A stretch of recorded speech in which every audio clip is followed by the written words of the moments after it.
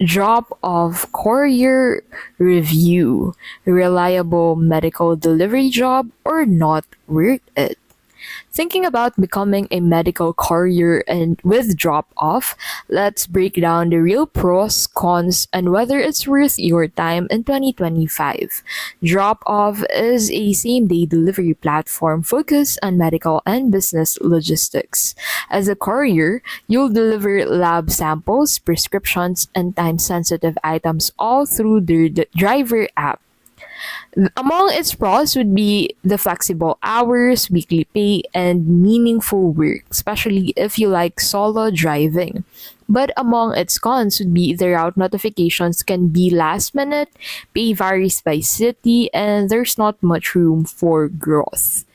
Drivers say the app is stable, but routes can be unpredictable. One reviewer said it's great if you're experienced and don't mind working alone, but don't expect a steady paycheck.